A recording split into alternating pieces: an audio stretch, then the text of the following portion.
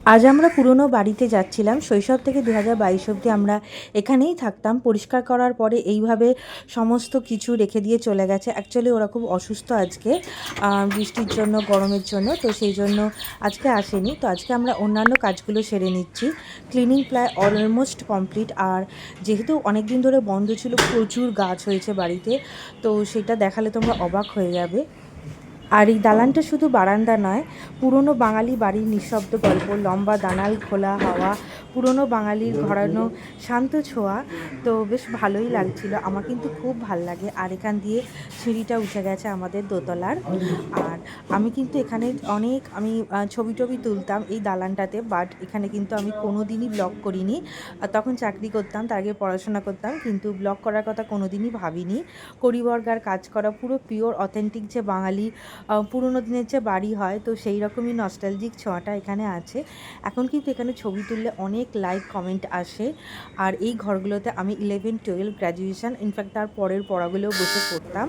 তো খুবই ভালো লাগতো। আর এখন ফাইনালি বাইরেটা তো এখানটা পুরো গাছে ভর্তি ছিল, ক্লিন করানো হয়েছে।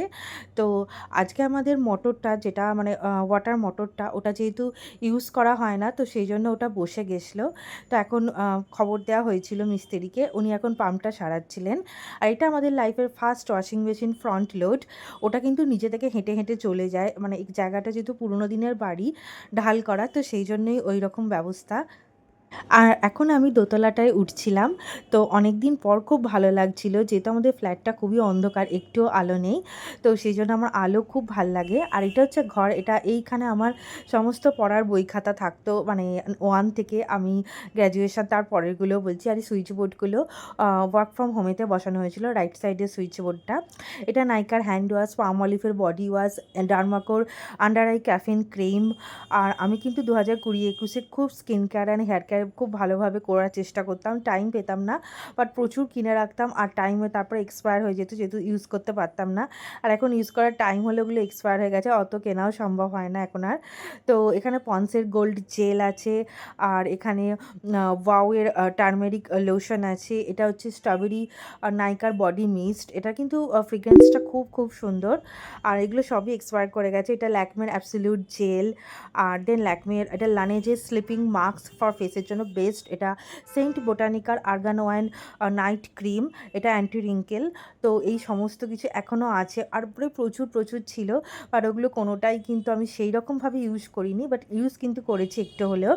এখন পাম্পটা সারানো হচ্ছে। তো এটা পার্ট 1 ছিল, পার্ট 2-তে আমি আসছি। যেহেতু আমি স্কিন কেয়ার আর হেয়ার কেয়ার করতে খুব ভালোবাসি, তো আরও কিছু তোমাদের দেখাচ্ছি। গুড ভাইবসের অরেঞ্জ জেল, আল্প গুডনেসের আন্ডার আই জেল, পটাটো আর নায়াসিনামাইড আছে।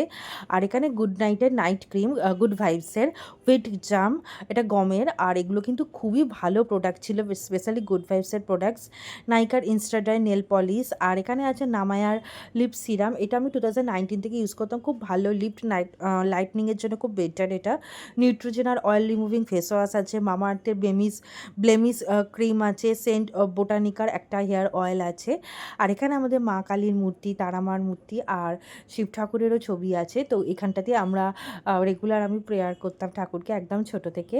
আর এখানটা খুব ভালো লাগে, এই জানলাগুলো খুব সুন্দর লাগে। এটা আমার ট্রে ছিল, এটা আমি সমস্ত skin care hair care stock করে রাখতাম যখন সেল দিত। আর পেছনের ড্রামটা আমার কিছু কট সেট আছে। তো এটা দেখো ওয়েলা প্রফেশনালের ওটা হেয়ার সিরাম ছিল, মানে হেয়ার অয়েল বেসড সিরাম ছিল, খুব ভালো কিন্তু কোয়ালিটিটা। আর এনওয়াইবি এর আমার স্ট্রোব কিমো আছে। তার সঙ্গে ন্যাচারালি এটা আমি পার্পল থেকে পেয়েছিলাম ফ্রি অ্যাজ এ ফ্রিবি পারচেস করার পরেতে। তখন কিন্তু আমার ন্যাচারালিটা অতটা আমি ইউজ করিনি যেহেতু, কিন্তু এখন তো একদমই বেকার লাগে। আর এই পাম অলিভের সাওয়ার জেল, এটা আমি রেডটা এখন ইউজ করেছি। দেন একটা কট সেট বের করে নিলাম পিঙ্ক কালারের। তো এইটা আমার বেশ ভালো লাগে পিঙ্ক কালার, এটা কোয়ালিটিটা খুবই ভালো। তো পার্ট 1 দেখার পরে পার্ট 2টা আমি আপলোড করলাম, পার্ট 3টাও আমি পার্ট 1 আর পার্ট 2 পরে আমি পার্ট 3টা বাকিটা আপলোড করছি। তো এখানে তোমরা দেখতে পাচ্ছ সিঁড়িটিটা একদম পরিষ্কার হয়ে গেছে। আর এখানে একটা মোটা ফাটল আছে, এটাও আমি ছোট থেকেই দেখে আসছি। পুরনো দিনের বাড়ি মানে কিন্তু শুধু বাড়ি নয়, এটা একটা অনুভূতি। আর বাড়িটা ধীরে ধীরে আবার প্রাণ ফিরে পাচ্ছে। হ্যান্ডপাম্পটা এখন অয়েলিং করা হচ্ছে। আর এই কলগুলো নতুন আবার বসানো হয়েছে। আর তো হ্যান্ডপাম্প থেকে জল পড়ছে। এই কদিন আমাদের কিন্তু একদমই জল ছিল না, অনেকগুলো মাস জল ছিল না। এই দরজাটা আমফানে আবার নতুন করে বসানো হয়েছিল, তার আগে আমাদের বহু বছরের পুরনো ছিল। ছিল, যেটা ছিল আর কি মানে দরজাটা। এই কলটা নতুন বসানোর পর পাম্পটা ঠিক করার পর দেখো কি সুন্দর পরিষ্কার জল আসছে, তো খুব ভাল লাগছে। এই গাছটা ডুমুর গাছ হয়ে গেছে, গাছটা কাটার পর কালারটা যে চেঞ্জ হয়ে গেছে ওটা হচ্ছে গাছের রস।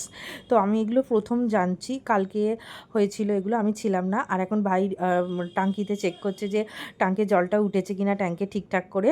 আর আর এখন ছাদেতে আমি ছিলাম, ঘুরছিলাম। আর অনেক দিন পর ছাদেতে এলাম।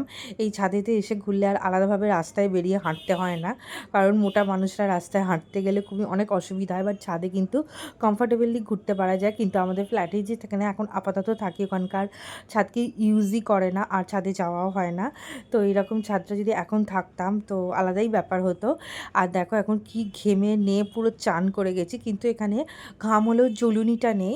আর এটা ছিল আমাদের ঠাকুর ঘর। এই ঘরটা কিন্তু আমার খুবই সুন্দর, খুবই কোজি অ্যাস্থেটিক।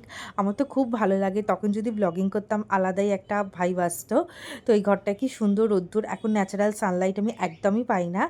আর এটা একটা বই পেলাম, এটা আমার দিদার একটা বই, মানে বিয়েতে গিফট পেয়েছিল, তখনকার দিনের বই। দেখো দাম মাত্র 2.5 টাকা। তো এইটাই আমি দেখে অবাক হয়ে গেছিলাম, গোটা বইটা 2.5 টাকা দাম।